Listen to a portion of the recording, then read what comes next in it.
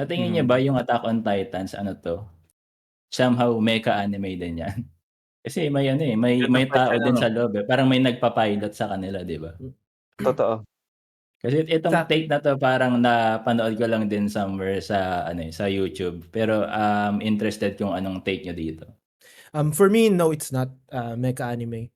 Um, the ang definition kasi ng mecha anime is robots Robot. talaga, which is metal, 'di ba? Kaya siya mecha, which means mechanical, ah, gawa sa mechanical parts yung robot ng mecha.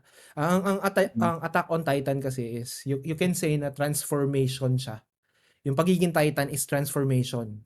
Not really you piloting, a Titan, but you Mm. transforming into a Titan. So yes, nandun ka sa Oo, loob may point.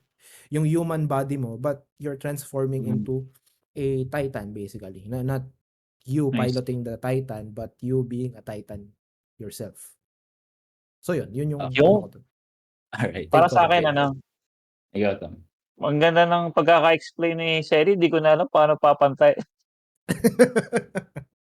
Pero sa tingin ko ano, it's a very versed explanation and I totally agree, it is not a mecha anime.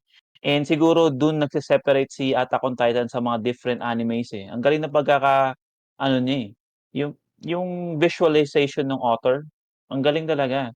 So, though going back dun sa past episodes natin, hindi siya natin na ano, eh, na-add sa top 3 or top 5 ng animes na pinapanood natin or part of our list. Sa'kin ano 'to, eh, kung magpapaka-simple minded lang kasi ako, Attack on Titans, ano 'to, mecha anime 'to, kaya bahala kayo.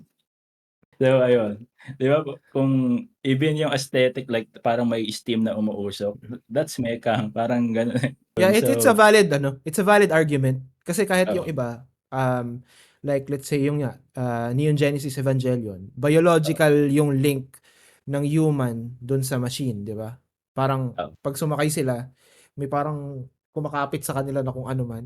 But still, Mhm. kasi gawa pa rin sa mechanical parts kasi yung robot sa ano, Neon Genesis Evangelion. Kahit na yung linking nila is biological in a sense, iba pa rin Parang siya. combine siya, eh, 'no? Parang Oo. cyborg parang gano'n. Oo, half-half kasi. Yun lang, ang argument ko lang din kasi dun sa Attack on Titan, yun nga, parang transformation siya, not really, you piloting Mhm. the Titan. Like parang the only mechanical thing dun yung ano, eh, yung gear nila to Yep. maneuver like, Mm. on air gano'n. So ayun, Alright. kasi like that concept parang sa Gundam G yung sinabi ni Tom na ano, shining finger. Parang 'pag Yeah. alam ko as far as I remember nasa loob lang sila ta's naka-spandex parang gano'n yung suot nila.